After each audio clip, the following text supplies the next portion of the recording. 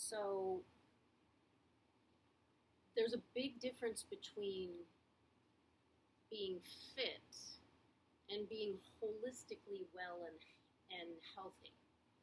So the deal is that it's not just about doing the movement. It is about, my place looks a little disheveled, staying focused. It is about doing the movement with intention and feeling the entire range of motion. If you can do that, you can tune into these tiny little, well, they can be tiny little or they can be big, kind of gaps in the energy. So it's kind of like you feel it, and then the awareness that you have when you're going through that pose or that range of motion, it doesn't have to be yoga, it can be anything you enjoy, or at least feel you can sustain as far as a practice. So it's about that feeling of the entirety, not just, the problem is, all right, so I just got all excited, I had this great idea, and then I can't find a vehicle to record it, and I'm already taking myself out of the moment. So that's where I'm at. I'm like, oh, I gotta say this before I forget it. But it always comes back to me, but I just find it amusing. I'm laughing at myself. I'm finding it amusing. So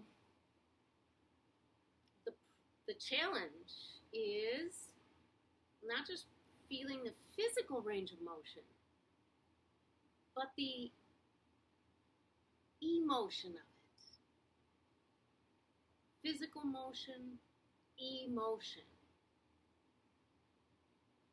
Right? There's motion in both those words. So we have to find that balance and understand, we don't have to understand the specific connection, but the more we can grasp that nothing is separate, like physical is never separate from the emotional, the intellectual, the mental.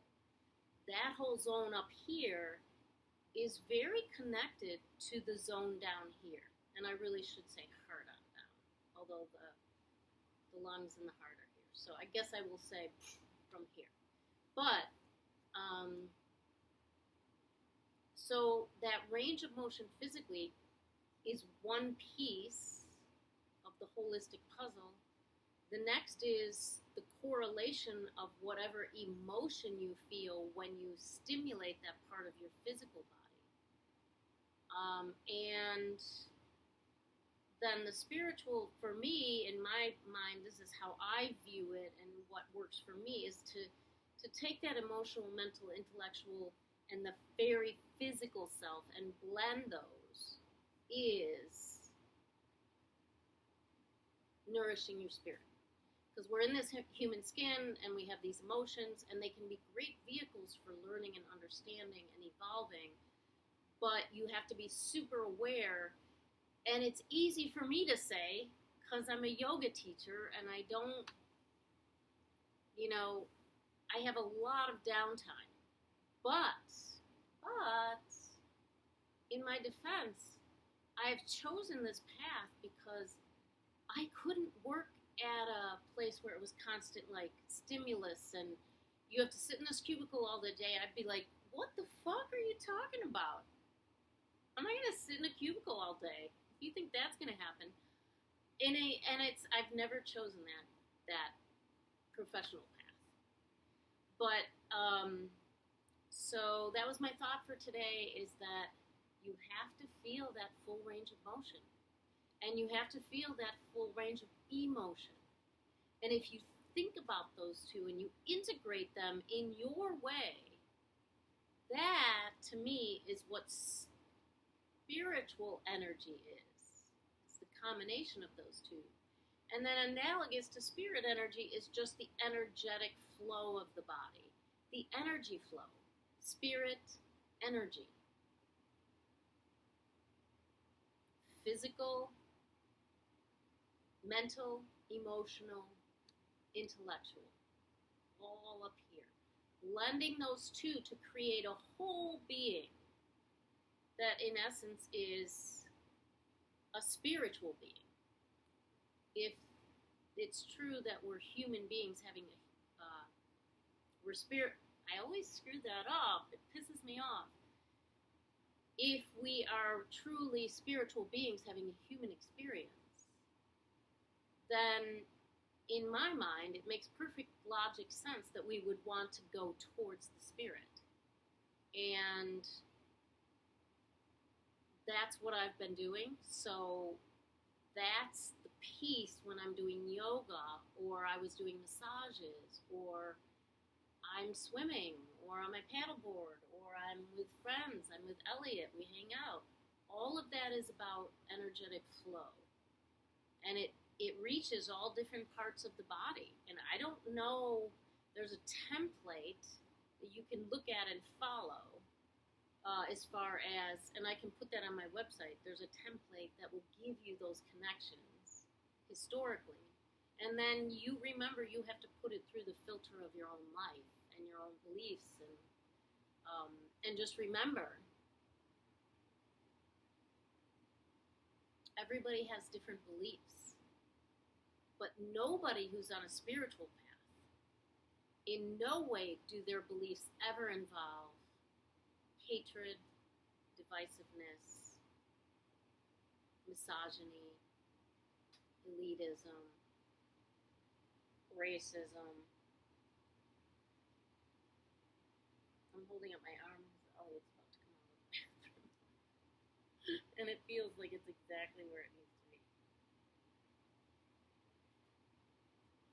Sorry, that came at a bad point. I'll just move over. That involves hatred, divisiveness, racism, misogyny, ageism, elitism, all those. You can't do that and be on the spiritual path. You just can't do it. It's antithetical to the very nature of spiritual energy. That is a flowing, harmonious thing. All those things I just said, very sharp, angular things. Now keep in mind, I understand that sacred geometry is those sharp lines creating those spherical, spiral type shapes. But in reality, all of those things, hatred and all that group, they do not fit into the sacred geometry. They just don't. They muck up the works. So that's my feeling about doing yoga and feeling the whole of the pose. Now, is every time I do warrior pose, do I think, whoa, I'm really in tune with that emotional piece? No, I don't. But when I sink in and I heal that part of myself physically, there is a connection to that emotion, whether I know it or not. I think when we're aware of it, it creates an expeditious healing. So therein lies that we're all going to get where we're going to go. The question is, can we enjoy the process and sink into it and understand it in a way that it's really enjoyable? And then we have that much more awareness for our however many days we have left. So that's my thought for the moment. Have the day that helps you evolve the most. Maybe it'll be a great one. And if it isn't, don't worry, great ones are